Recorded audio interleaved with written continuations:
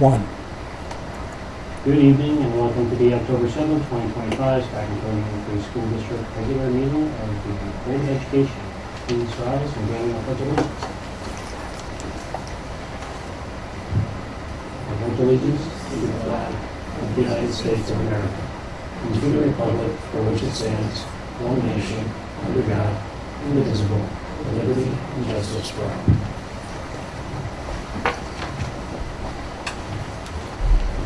All right, so up first discussion is 2.01, our external audit of the 2024-2025 school year. And Joseph from Bornadillo and Company. Good evening, everybody.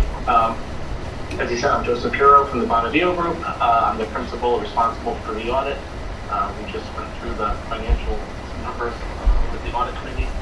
I'm going to bore everybody going through them again. I'll just cover the scope of our services and the results of our audits.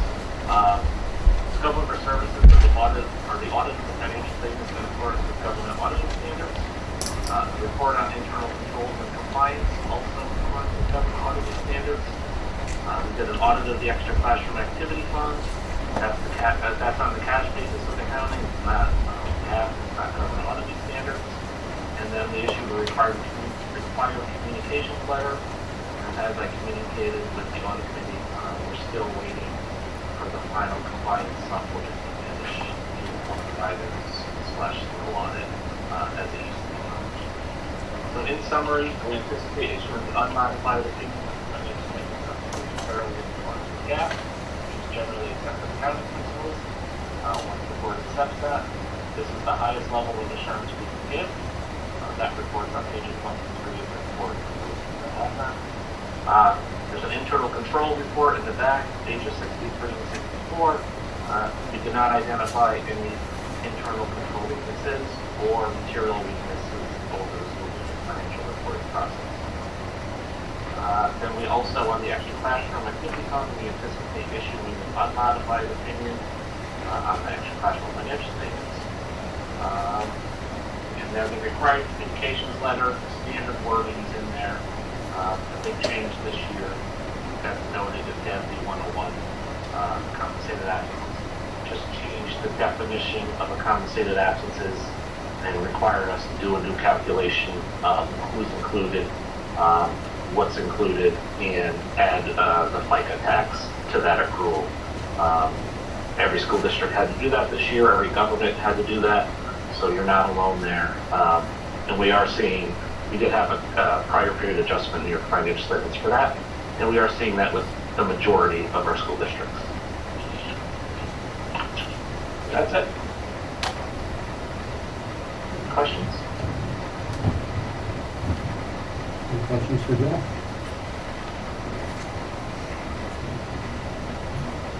Thank you, Joe. Thank you. Have a good night. Thank you, Joe. For all your work. Thank you, Joe. Take care.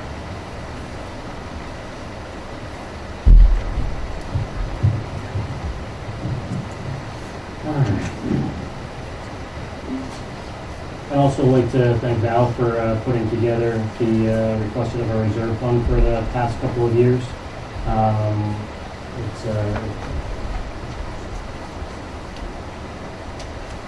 I like that we've opened up a couple of new reserve funds over the past couple of years, hopefully to offset some of the costs that we anticipate in the next couple of years. So it's awesome that we've been able to do, number one, open those and have the foresight to open those, and number two, to be able to fund them. But we can just go over some of them and really just how we determine where the extra, or where the funds go at the end of each year and how that gets determined.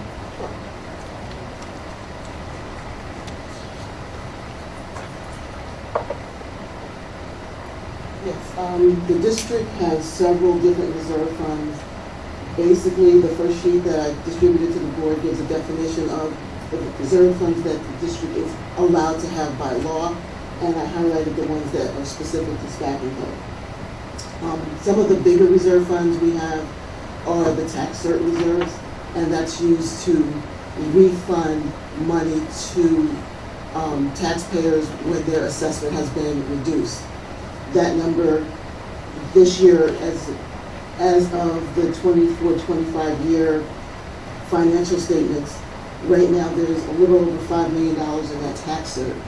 What that represents and how that's calculated is the district monitors all of the tax claims from all of the community, most of which those claims come from commercial properties. So a lot of the commercial properties are seeking a reduction in their assessment of up to 90%. What we do in conjunction with the auditors is we take that worst case scenario, if they were awarded that 90% reduction, and we go back for 5 years for every commercial property that has submitted a claim, and go back for 5 years, take that worst case scenario. So that $5 million represents roughly half of what the district would have to pay out if all of those claims were reduced by 90% over 5 years and we had to pay it all at one time. Again, with all of the reserves, they're refunded at the end of the school year after we calculate total revenue minus total expenses. So the excess revenue gets allocated to these reserve funds. I basically take a crack at putting money in the reserve funds. I review it with our auditors to make sure that things are appropriate and they agree with the increases or decreases that we have in reserves.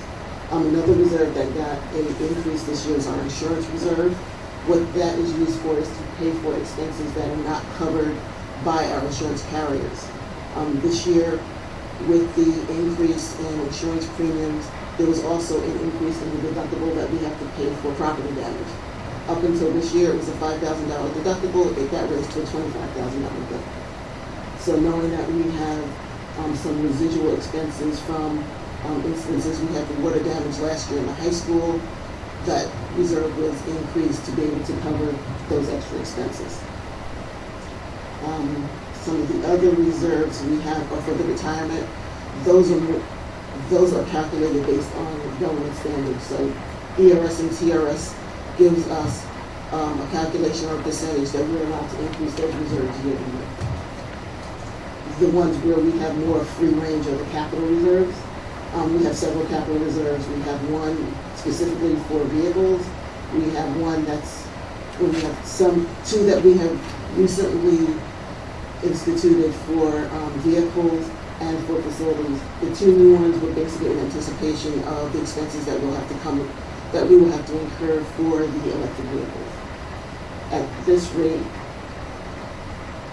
each vehicle, because even the district has small buses, the current cost for one small EV vehicle is almost $100,000. And at the current law, we will have to replenish our entire fleet by the year 2035. So we've been using any excess revenue to put into these reserves in anticipation of having that outright cash. Thank you. So we have starting with the 2021 through, the 2021-2022 school year going through a draft of what's expected for this year. The 2021-2022 was increased at a 1.5, but after that, I think you've already gone over this with it, but the 2022-23 school year was 6.2, and the 23-24 was around 5 million, and then this year was around 4 million, but this is mostly due to the leftover COVID money?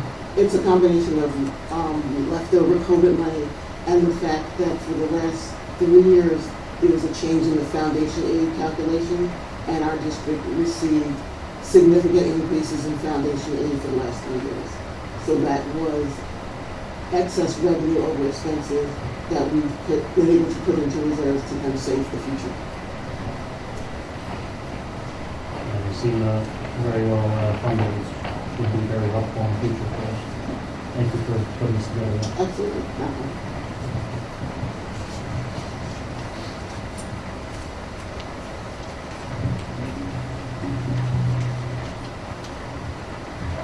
Are there any other questions or discussions for 2.01?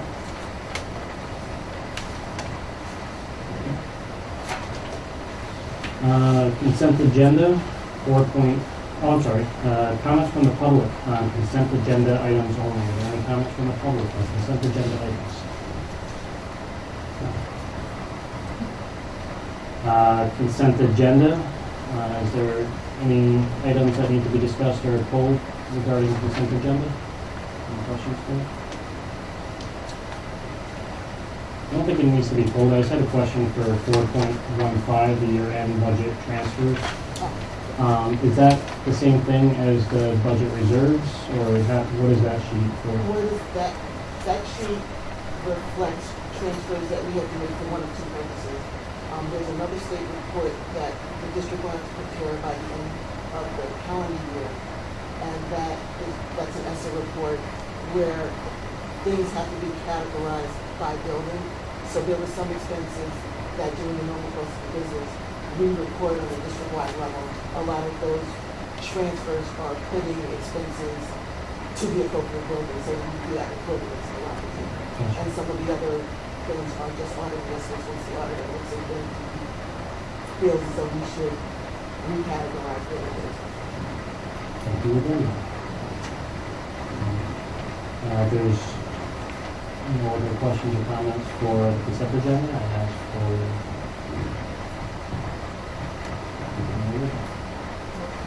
There we go. Thank you. I ask for a motion to approve the consent agenda. So moved. Thank you. Second. All in favor? Say aye. Aye. Approved. Why we need to Yes. New business, reading of the policy, is that included in consent agenda? I left it on new business because it was on the last meeting, and a certain word changed in the sentence, and I did that, so I didn't know if everybody wanted to look at it, or actually what he said. I agree, I looked it over, I thought, look down and take the books, maybe some words around that. Yeah, I understood that change, but I just had, I guess, a question about the process for the RFPs. So, am I correct in this understanding that the process of obtaining RFPs doesn't necessarily incur any expense for the district? I mean, I mentioned interviews and things like that, but I assume that's part of the normal course of business. That's just part of the normal course of business, it's just time. Yeah, I mean, which is an expense, but no particular expense required. Nothing of significance, I mean, the only real out-of-pocket expense is we have to advertise it. Yeah. And we have to sometimes we do have to mail out the actual RFP document to the various vendors if we have a list of vendors. Other times we may be able to do that as well. Sometimes we do that kind of business expense. Yeah. And it is Is most of the advertising done online these days? I mean, It has to newspaper be- advertising is sort of almost an anachronism these days. It is, but the district policy basically specifies that we have to Yeah. kids to do it.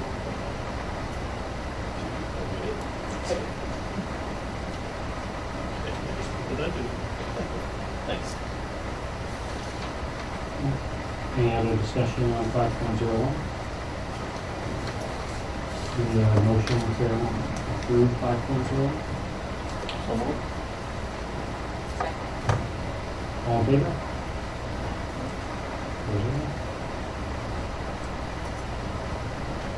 Moving for reports, discussions and presentations, secondary administration update, Mr. Fernandez.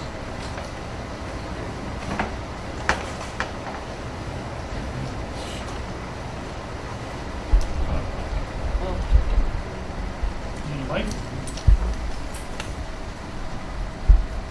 You have a DJ voice. Yeah.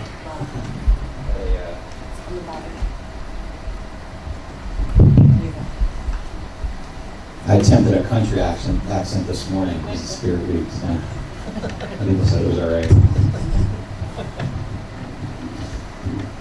All right, thanks for having me. I want to start off by congratulating Ms. Giovanni as our new 10-month secretary in split guidance and main office position. She'll start tomorrow right away, so really excited. I've been in conversation with her and happy to have her, so excited addition to the building. So I wanted to kind of just focus on a couple different attributes of the school tonight, and I'll probably will continue with this kind of pattern moving forward. Curriculum, Avid, restorative practice, community connections. Up there, just some goals that we've been working on already throughout the year, just establishing the new leadership in the building, myself, Miss Moy. She's been awesome so far. We're like a team that's been working together for years already, and I kind of had a feeling that that was going to be the case when we first met a few years back through Avid. And then looking at integrating AI into teaching and administrative practices. So those are some of the goals throughout the year, but just breaking down some of these features of the school right now with curriculum. I've spent a lot of time in classes, really trying to be out in the halls and in classrooms and visit the students and the teachers to see what's going on in the class, and I thought it would be nice to kind of hear some of the specific lessons or parts of lessons that really stand out. When I do observations, I try to pinpoint some things that speak to teacher styles that they could then carry with them and talk to other teachers about, that I feel as somebody that gets to see everybody, they may not realize that it's special to them or their style, and they need to see more of that. Teachers need to see other teachers and how they operate in the class, and they can learn from that. So I try to pick that out, but some examples right now, just recognizing Hispanic Heritage Month through October 15th. Mr. Boozy had one of the coolest lessons that I've seen in forever. He actually made tostones in his Spanish 3 class and pre-made them because he was working on the timing of it, and he filmed himself making the tostones in his kitchen, and it was like, I have a 4-year-old, so to me it like reminded me of like Blippi. Like it was, I don't know if you like Pee Wee Herman. He's asking questions in the video to the students while he's cooking the tostones, and it's standing in front of them, heating up the tostones while he's working with the video. And it was super captivating. The students had to use different adjectives in Spanish language to describe the food, while also getting the opportunity to try different food that they may not have had. Also, Miss Mildekin, in her Spanish class, there was salsa dancing that was just organically done on the fly. A couple students happened to be very good salsa dancers, and they took the opportunity to teach some of the students in their class that. And that wasn't part of her lesson plan, but that's just kind of the environment that we have at the school, where we'll stop for that moment, because that's about building community and relationships with the kids. And that was really early on in the school year, so watch that. In art, we do have a new art teacher, Ms. Pravat, so I wanted to highlight that today I actually saw her lesson working on still life pumpkins. So students are learning how to create still life pictures using graph methods, which I'm not an artist, but it was a learning experience for me, how much math goes into art. And she's incorporating fall and the seasons that we're in right now into the artwork that the students are making. And Mr. Romani is also creating a personal aesthetic for all of his students. So they build a portfolio that speaks to them individually, that then they use throughout the entire school year to look back on or reference if they're stuck in a moment and they need to refer to some sort of piece that they put in there at the beginning of the year. So that's what his focus is. Sometimes phys ed gets left out of things, so I did go down to check out archery. It is a new skill that a lot of students don't get to experience until their 11th grade year, and the students that really took a liking to it, they did add a little bit of a carnival game piece to it by putting a balloon in the middle of the bullseye, and if they hit the balloon, then they get a free makeup pass, so it made it a little bit fun and engaging there. But there's just a lot of engagement for the archery piece. A lot of kids that have never done it before really took a liking to it, so they've been focused on that. And in MST, Mr. Herman is really focusing on some of the tools that he has in the class, some of the woodworking features that he has in there. So a lot of his projects right now over the next couple of weeks will be focused on woodworking and making different projects that the students get to choose in that class. So there's a lot of flexibility there. College and career readiness. We had financial aid night for students, parents, and guardians last week.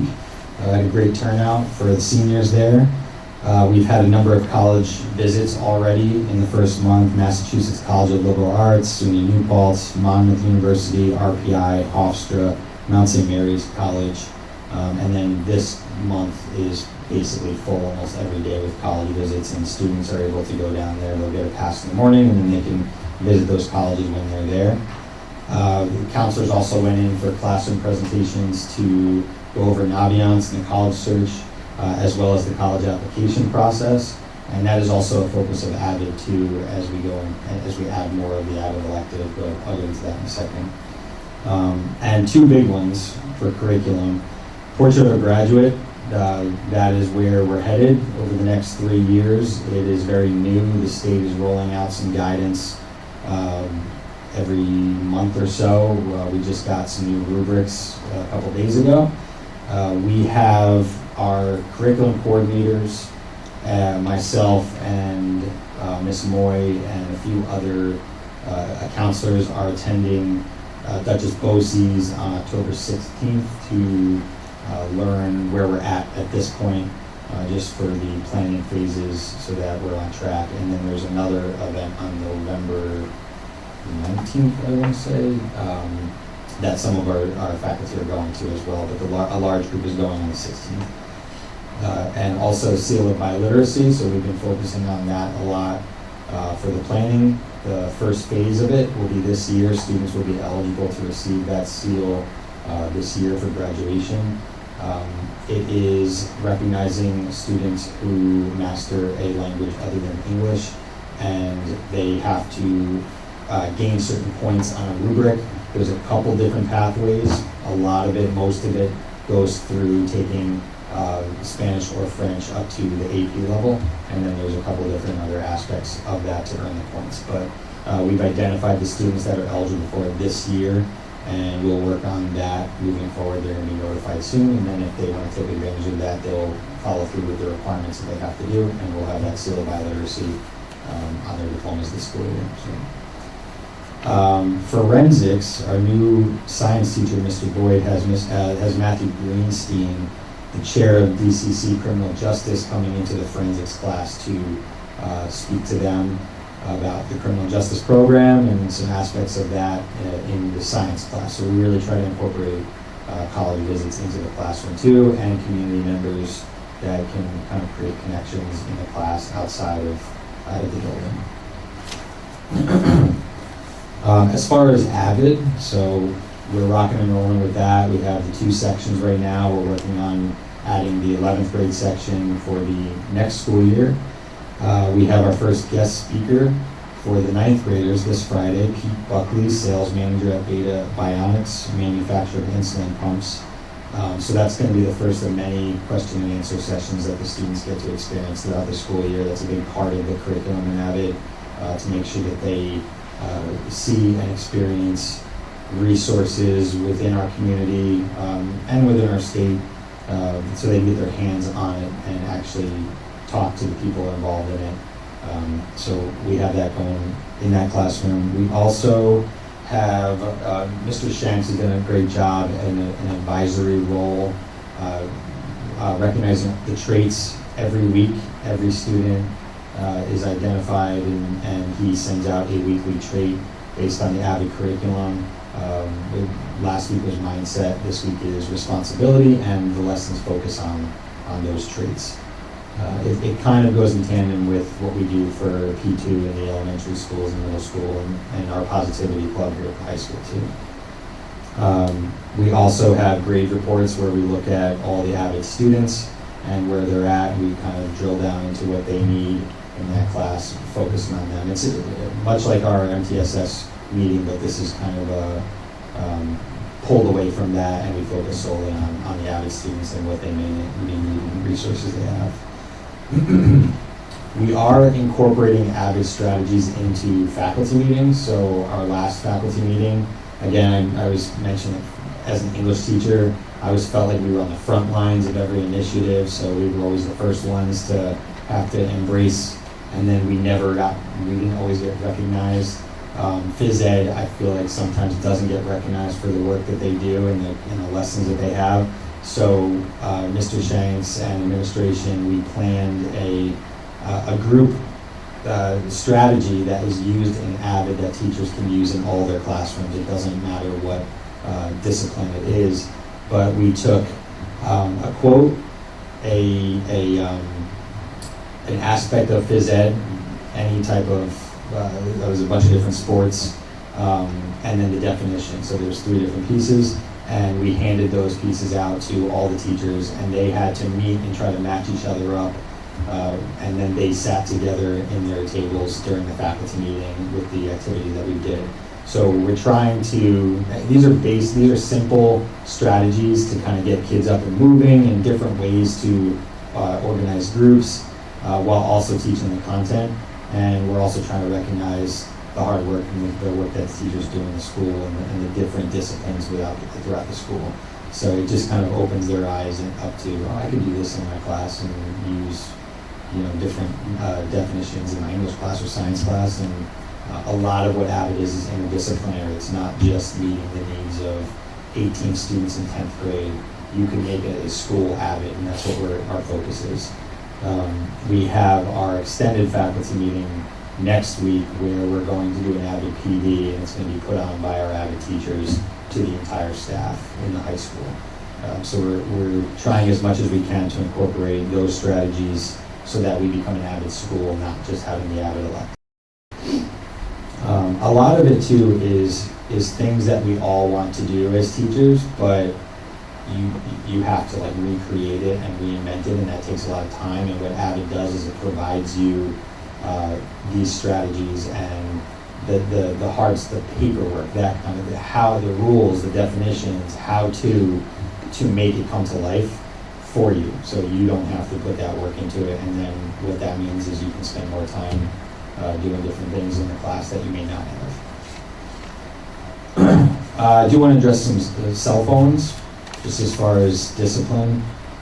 Want to really applaud our students and staff. I'll mention this at our pep rally too. Students have done an amazing job at shifting their mindset, working towards embracing these laws and the policies, and I think it's been very successful. We've had very low numbers of confiscations of phones, and when we do have to confiscate phones, it's always overwhelmingly positive experience. It's not met with negativity, it's met with let's work together and we understand why we're doing this. And I think it has been amazing to see what classes look like and what the cafeteria looks like when kids are not on their phones, and when the staff is not on their phones, because we've also modeled when it's appropriate and when it's not to use them. We're going to be, I'm announcing this before it's here, but we got a lot of board games and things like that coming for the cafeteria, so hopefully kids play some games down there, because we've seen it, so we want to expand on that a little bit. Under community connections, so our Leo Club, this is just a few highlights. The Leo Club currently has 127 members. They've done already over 400 hours of community service. In Science Olympiad, students are working on wood construction, electronics, and robotics. Homecoming week is right now, so we are going through Spirit Week. We have our hall decorations on Thursday night. We have a pep rally Friday, football Friday night. A number of sports teams are playing at home this week: volleyball, soccer. Soccer is tomorrow. And then we have our homecoming dance Saturday night over the long weekend. Students throughout the high school have been volunteering in elementary schools and middle school for curriculum night, so we try to bring students out and go back into those schools. We have our October campaign, Socktober, which is a sock drive for the month of October, and also recognizing Breast Cancer Awareness Month. Wednesdays we wear pink. And we are planning our multicultural dinner that is coming up. We've done it in the past during homecoming week, but we felt like there was just too much community events going on during that time, so we want to wait a little bit. So in about 2 weeks we'll be having that. And that's what I have right now. Any questions? Just a quick question, Ken, about the Avid program. How many teachers are directly involved in the teaching? So we have 2 teachers that are teaching the elective class, right, which is the core class, and then we have 7 teachers at the high school, including those 2 that are trained in Avid. And then every year we will add more to the training with the goal of strategies being used in all the classes. Yeah, but it sounds like that the activities you mentioned, are you trying to roll it out amongst the staff and faculty more broadly? Yeah, Sounds really good. You go to PDs and you see team building exercises, and it's always like inspiring as a teacher, but it's so difficult to create that when you're just starting from scratch and you have to get back to class the next day and you have a curriculum. So there's just so much information through the program that's done for you, and that's what the best part about it is. It's just the organizational piece. The elective piece definitely focuses on career college readiness as they get older. In the earlier years, 9th, 10th grade for high school, it's organizational skills, study skills, note-taking skills that carry on through whatever they end up doing in their life, whether it's college or not. And then that will translate into the classes that they don't have, not the elective classes, because they can use those skills, the note-taking in those classes. So the goal for us is the teachers should be aware of those strategies, and we can kind of streamline how kids take notes, how kids do this, how we group students when they're familiar with the processes. Right. Thanks. Thanks. Thank you, everybody. Thank you.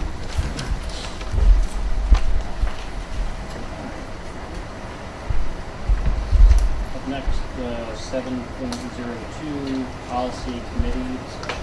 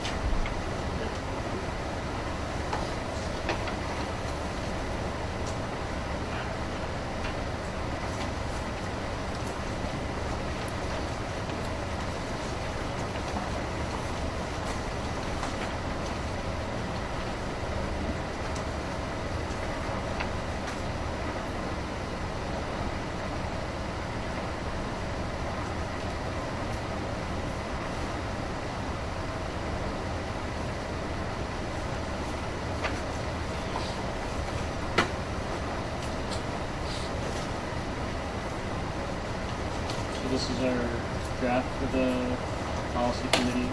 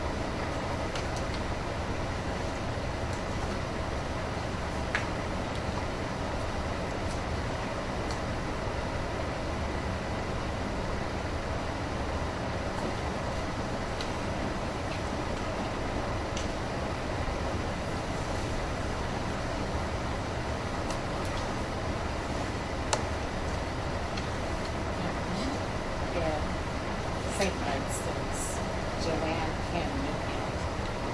Is there an alternative person that could take her place?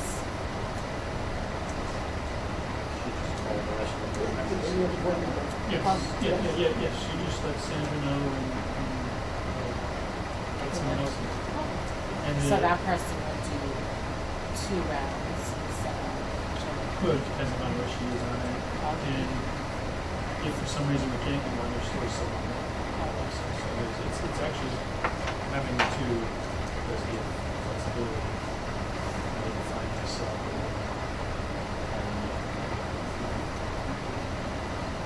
Meetings anticipate that happening. I think this schedule is a draft, just so we could look at what it would look like. Yes. Talking about it. Yeah. So this was the thought on that, just to kind of give everyone a feel for what it is. This is 2 consecutive meetings. Do we anticipate that policy being only discussed at one of the meetings, or is it possible we can go 3 or 4 meetings where a policy is? Yeah. I mean, it depends, like, in the perfect scenario, like, when we meet, and say we're reviewing, 4 policies, and we all decide that, great, so we're gonna recommend, the next board meeting to put it up for a first read. I hope the next way goes all the time. No. So, like, in other words, if there is a policy that, we're undecided, and we're not gonna bring it to the board for a first read, so then the next month that policy that we're undecided will be talked about again. So nothing gets brought to the board unless everyone on the committee decides that, okay, we're good, we're gonna bring it to the board meeting for first read. So I'm hoping that it's smooth, but like, it's the first time we're doing this, so I'm not really sure. I don't foresee us going maybe, everything should be approved the first time. I don't think there should be a lot of questions, but there could be, which is understandable, but we would have to wait till the next time. So the policies are set by the state, not the policies by the state.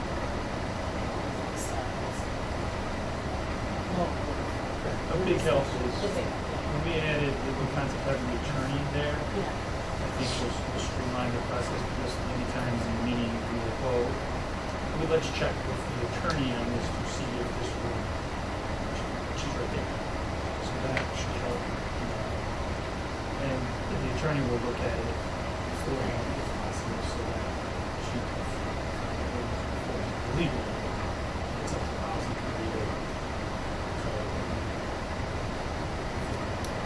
So Zoom is still Zoom in terms of meeting. Yes, I think that was the intent, was to do it virtually, 3 o'clock on Wednesdays.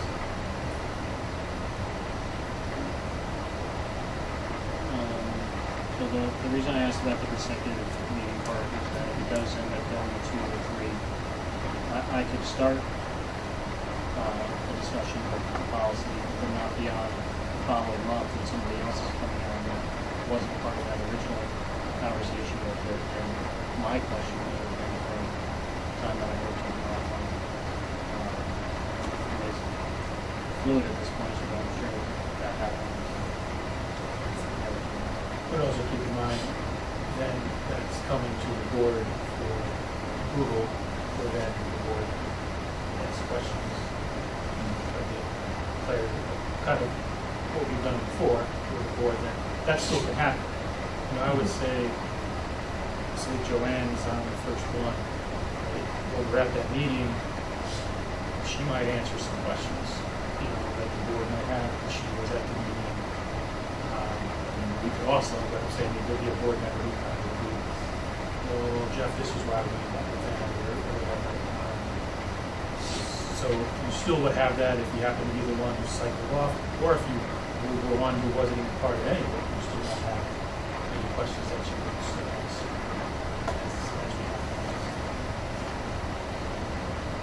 And you're recording the minutes essentially of the meeting, so they're like carryover too. You can say you're not at the subsequent meeting, but you'd be able to note that, hey, Jeff had concerns about this.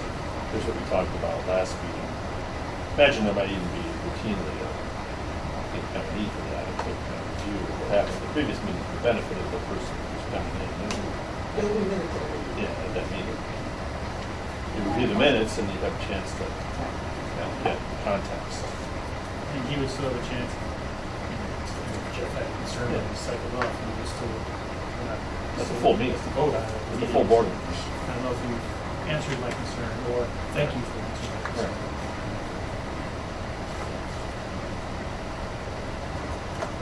There's a monthly report that I can show, which you guys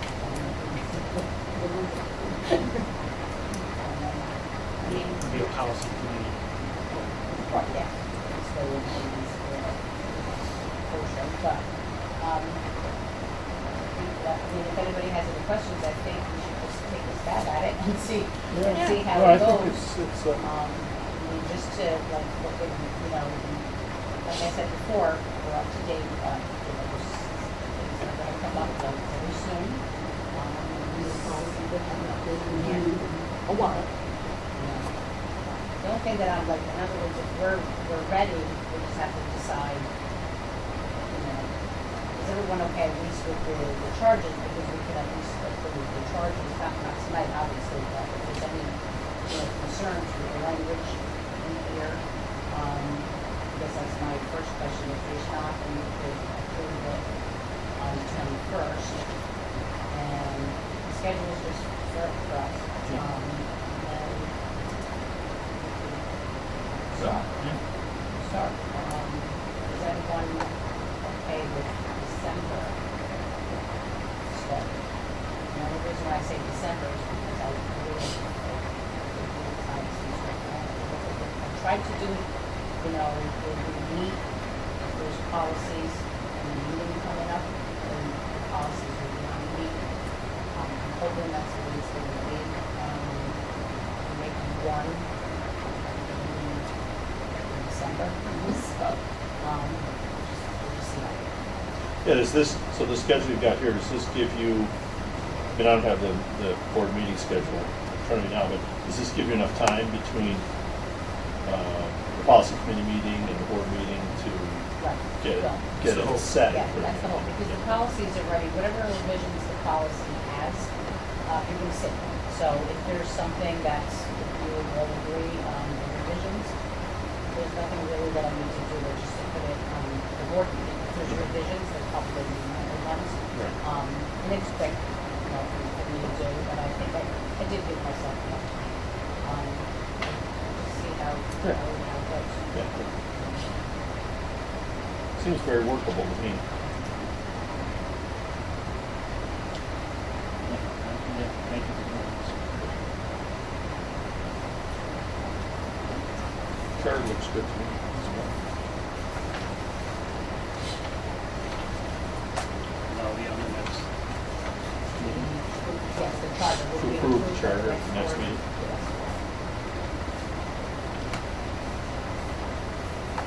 Right, along, communication and comments, board correspondence, we did have a couple of emails, so we received multiple times from a community member on the topic, addressed multiple times on the other ones pertaining to the students, so we discussed that, they have been responded. 8.02, comments from the public on non-agenda items. Comments from the public on non-agenda items. Seeing any. 8.03, comments from the board. 2025 municipal annual business meeting. Yeah, I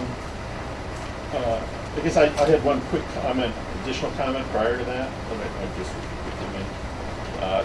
Given that I wasn't at the last board meeting, I didn't have a chance to publicly thank everyone who was involved in the board walkthrough.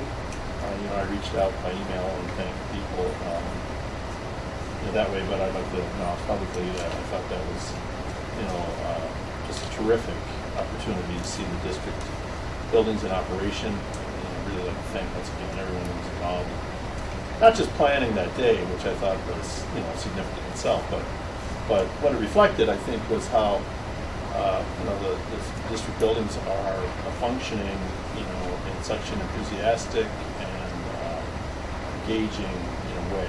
The word that comes to mind for me is synergy. I mean, it just seemed like the buildings were uniquely addressing their own priorities, but what was common, and it seemed to give, a sense that things were working together, was that the enthusiasm, the engagement of the teachers, was just so noticeable. And I want to publicly thank, again, not just for that day, but for the leadership that our principals have provided, to make that all so apparent, and particularly our superintendent, whose leadership I think is what's really responsible for the synergy. I just, felt so strongly that day that our district is in such good shape. It's invaluable, I think, for us as board members, certainly for me as a board member, to see, the district in action in that kind of a way. And just was so proud of our district and really enthusiastic about the commitment of our teachers, the commitment of our leadership. Can't stress that strongly enough, so I just want to make sure I publicly thank them.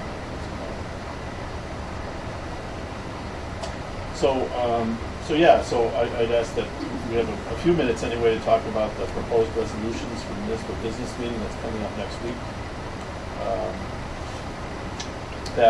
Sandra sent around the voting delegates guide, which lists all of the resolutions. Let people have a chance to look at them. Having done this a couple of times now, myself, I'm happy to give a quick review or overview of how the process works, if anyone's interested in that. But I guess the primary concern would be that we have a chance as a board to address any of the individual resolutions that we have a particular feeling about. I don't know that we need to necessarily go through all of them. I'm certainly willing to talk about any of them.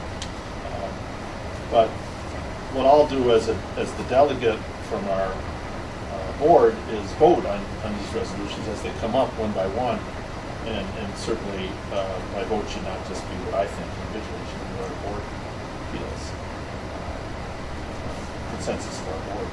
So that's why I thought it would be really helpful to have an opportunity to review these together and talk about any of them that we might want to, or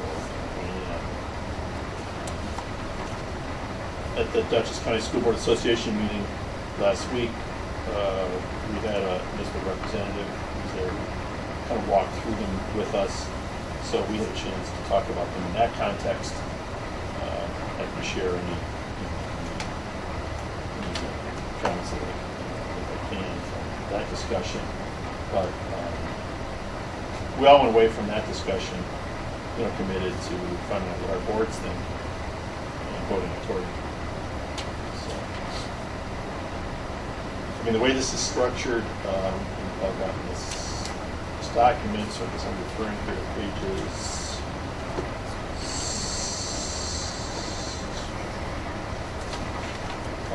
11 through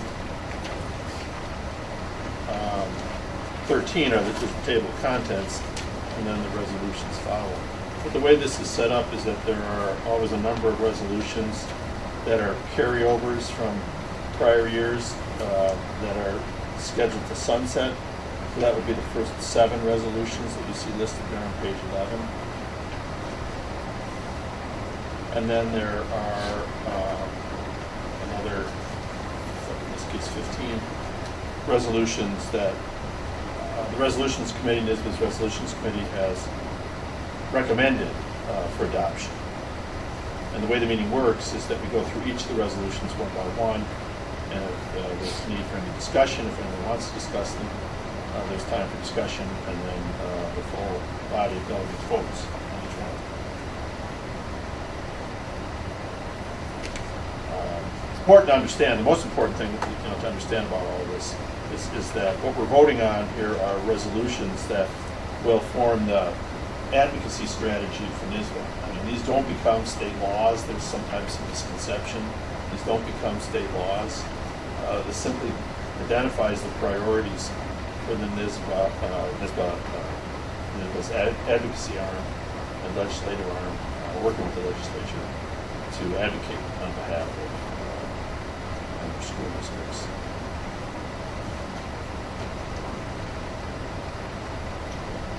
The discussions about some of these resolutions sometimes get pretty involved.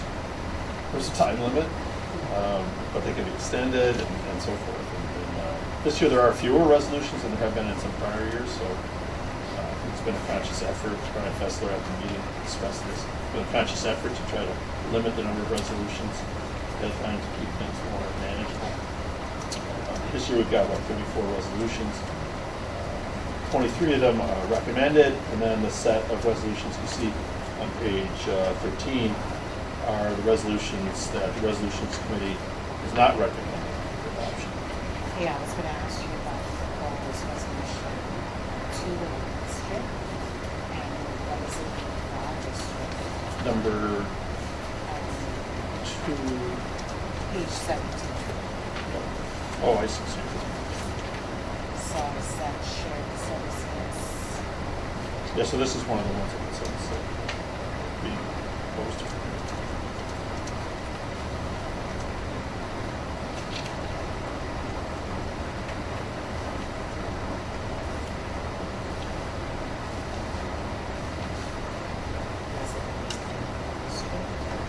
Well, yeah, this is part of the whole, I think, the regionalization of the move. Yeah. Seems connected to that list Yeah. than what it says here. Just allows, if it's kind of what we're doing with the BOCES, with the board report and possibly, we could work together. It's what we're already doing, so like, perhaps we can adopt it, otherwise it's a neutral, whatever. As much as we're doing our Right. good question. Richard said that starting at 24, those are not recommended by the resolution. Right. 24 through 34. So those aren't even up for consideration. No, they are. They are. Those get discussed. Those get discussed. All 34 of them will be discussed at the meeting and voted on. So any of the resolutions that are listed, they're on page 24 through 34. Those will all be voted on individually, and they could be adopted. But they're not proposed. They're not recommended for adoption by the resolution commission. There's a committee, NISBA has a small committee or a smaller resolutions committee that reviews all of the proposed resolutions and offers a recommendation. That's about it. But that's not binding. Not full ownership. To be honest, the resolutions that are not proposed or not recommended for adoption are the ones that involve the most discussion. That's where things really get slowed down. Because there are certain school districts that feel quite strongly about some of these things, and they want to defend their resolutions.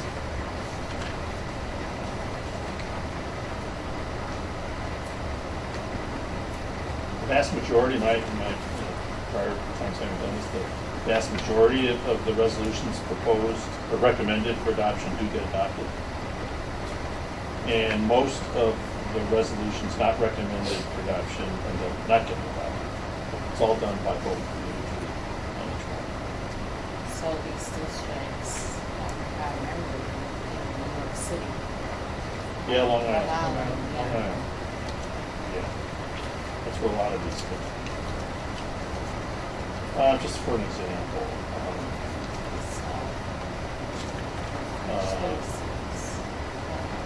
yeah, I can just see I'm not going to argue if they want to pass resolution 30. yeah, I'd be okay with yeah. Well, that's an interesting one to look at. that. No, You can see how it's interesting that the we're having you can see how the resolutions committee has evaluated. I like that they give an explanation why they don't Yeah. recommend it. So the rationale, right, so for those, if you look at that one, example, on page 35, the rationale is the rationale offered by the districts or districts proposing that resolution, and then the explanation of the resolutions can be found as to why they either didn't, or in this case, did not recommend it. There are some of these resolutions that come up every year.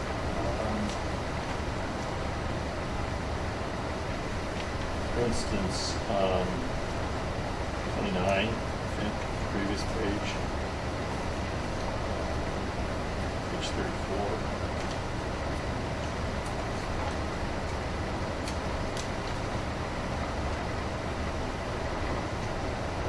Yeah, for instance, if you look there, this is kind of illustrative. So, they offer the rationale, and then the explanation of the resolutions committee. So this is a resolution about home rule, basically, strengthening local control. And as the resolutions committee notes at the end, delegates have rejected similar resolutions in recent business meetings. So some of these are resolutions that have come up for several years in a row. So, voting on this Yeah. resolution? Every member, well, you can abstain, but every member is, or delegate is expected, encouraged, and there's a quorum, so there has to be a certain number of people vote. But yeah, I'll tender a vote on every one. Okay, for proposal, resolution number 8, I wouldn't be in favor of that, but I would also just ask a question, are they also considering to reduce the number of fire drills? How many fire drills have we? Yeah. 8 fire drills, and we only have to do 4 lockdowns if we want to reduce those to 2 lockdowns instead of 4. But I like the rationale that they're saying. It's, good to do more, first of all. Doing 8 fire drills and 4 lockdowns.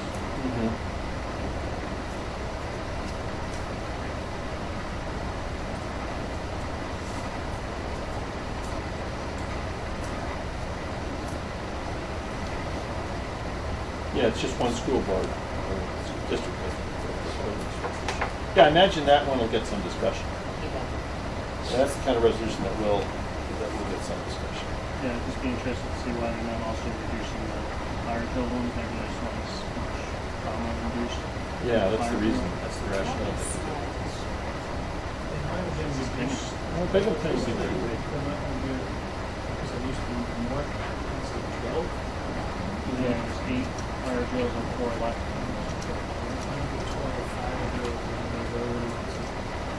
Definitely were more years ago. I don't know exactly how much change to do that. Yeah, so when a resolution like this comes up, there's discussion, and as many people as want can discuss it. So sometimes these discussions could go on for, there are time limits, but they can be extended. So yeah, people might get into the history of this a little bit. But it is just one district as proposed. Okay, so let's do the noted. I think for that one specifically, like having, people during different times of the day, it's like what to do when you're doing this. So I think having more is important. Because it's like you're at different places for each one. You're not in the same place. Right. So Kind of different parts of the building. Yeah. Yeah, and this looks like it's district-wide. It's not limited or restricted to a particular building. It's the whole district. Is that generally how it works? That the number of drills required is the same for every building in the district? building. Oh, they vary? They vary from building to building? It doesn't mean we don't have more than them. For example, I was at the high school with Ken, and we had a fire alarm went off. It wasn't land drill, so it's another drill. So usually, years ago, I want to say the number was 12. Sometimes you schedule 11 right away, knowing that a 12th one will naturally. Or sometimes you just try to get them in so that you make sure the kids are practicing. So, it's not a building discretion at the building level, but we can do more. Like the fire safety committee wants to do more. I think we can do a lot with AED kind of drills, which aren't obviously mandated. Marco does things where they actually bring, that's how we use the word dummy, what's the better word for it, and they plant the dummy somewhere to use that. Like, that's not mandated How many times a year does that happen? We could do our own. Multiple times. You want to jump on that, Ken? Yeah, we do the dummy one once a year, but we call the AED. We changed this 2 years ago. Any hold in place, we call the AED team, even if we don't need it, just so that they're accustomed to getting the classes covered and going. Right. And then we do our lockdown drills. We're going to be starting this coming week. We are going to do them in passing time and in classes. So that's going to be a change this year. But we're going to, I already put out to the staff, we plan on doing that.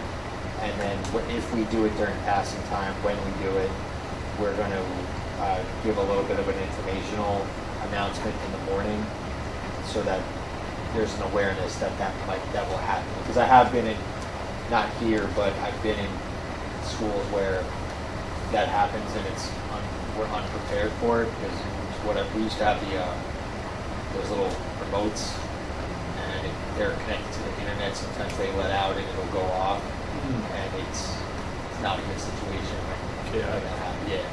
So we want to do it to practice it, but and we're not going to say the exact time, but people will be prepared that it's going to come.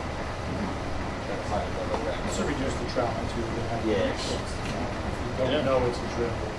But we do Well, that's conduct behind this resolution. Yeah, we do more. The hold in places happen often, so because of that, we thought it was necessary to keep the AED team involved rather than doing it once a year. So they come every time. In terms of safety, is there a lock at the bathroom doors? In high school, elementary school? You got the bathroom doors that can be locked. They can't be locked as a stall. So what you've probably seen in the stall, and bathrooms. They can be locked with a key that lock and close, so not everybody, the student can correct the lock. The student can close the bathroom door. Yeah, so the bathrooms have a lock on the outside for a key. Classrooms have a push lock. When you close the door, you push the lock. On the inside. Yeah, on the inside. I was just saying, in case of emergency, someone, on the inside, comes in, they don't have prepared bathroom, the stall is just going. There's when you go into a lockdown, especially with the student, all the way through, there is a chance that it could be. You don't lock the bathroom because of operation. Yeah, I know. Lock them.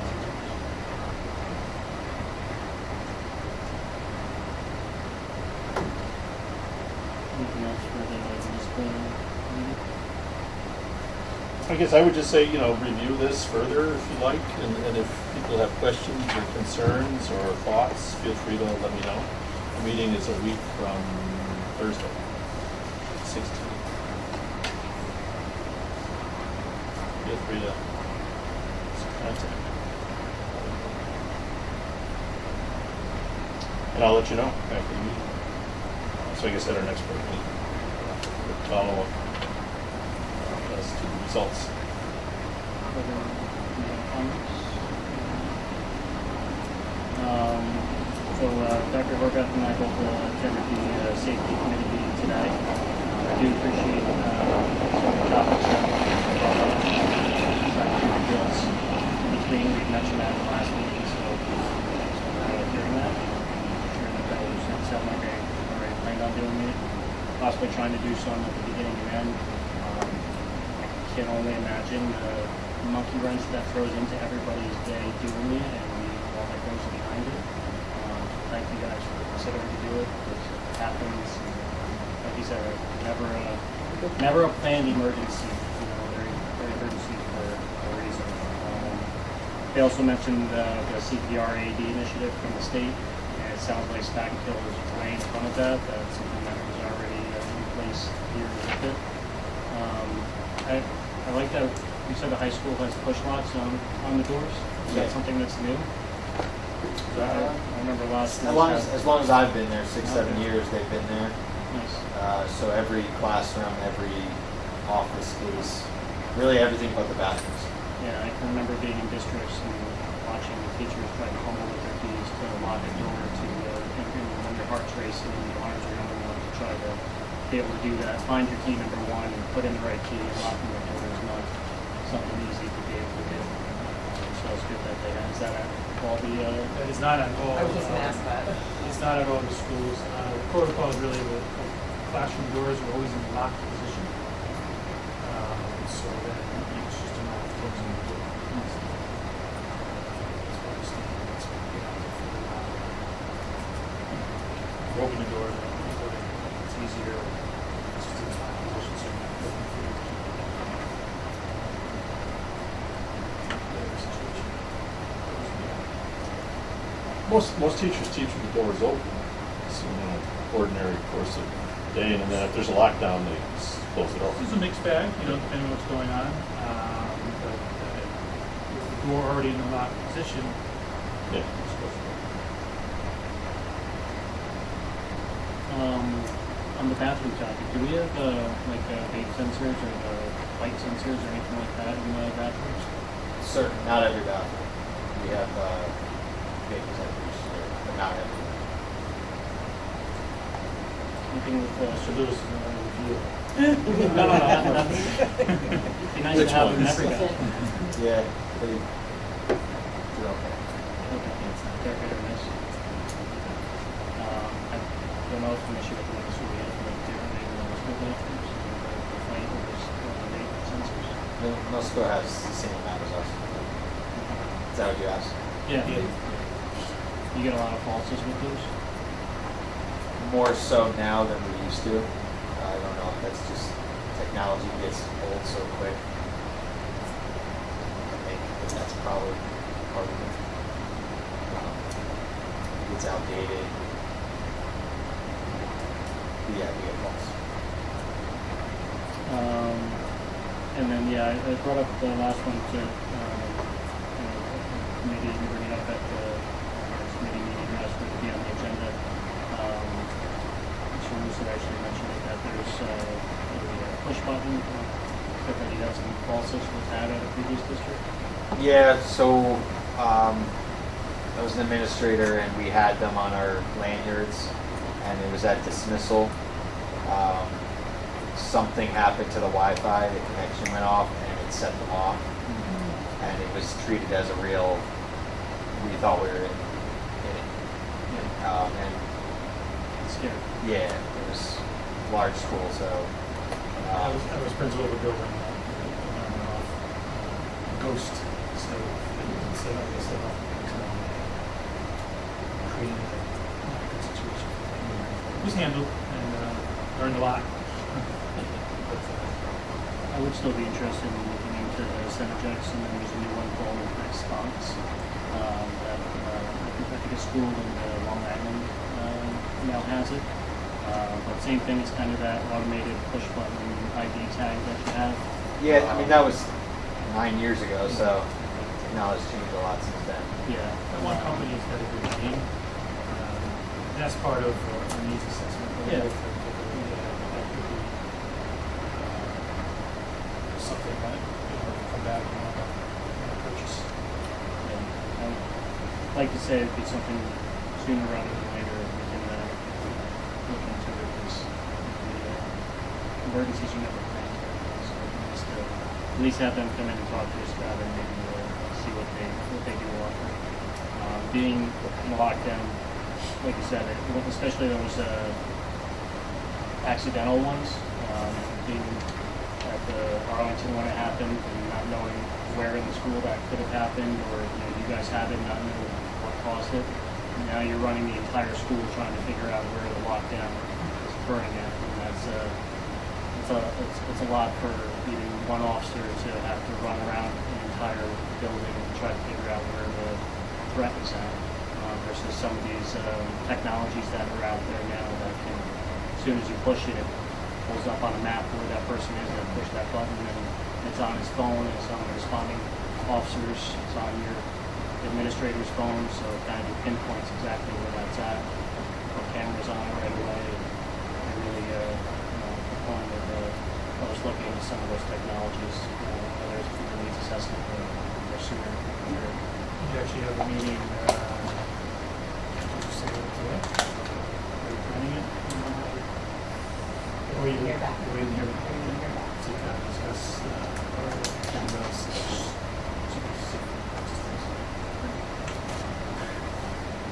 Will we read today? Yeah. It's interesting you say that, because that was when the ghost went off that I was involved with, we were looking for, there's ways to find which button was pressed, but because it was a ghost, we spent a lot of time trying to find out, and I couldn't figure out why we didn't know where it was going to go. I was at a district that had a campus, so elementary and middle school, elementary schools on one side of the street and the high school and middle school was on the other side. And if you hit the lockdown button in high school, it would also go off in the elementary school. And they were testing it and forgot to take it off live when they tested it and it went off. Everybody's locked down. And there's one police officer now running the entire campus through every hallway trying to figure out where this occurred at, not having any clue where it happened at. And it was very scary, 20 minutes to run around and try to find exactly where it's at.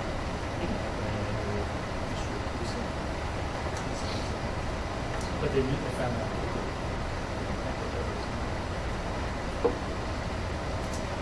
All right. No other comments from the board? Comments from the chief? A couple things. Mentioned the board walkthrough. Thank you for all that feedback. I think it's in the last meeting, but we definitely evolved the board walkthrough. It used to be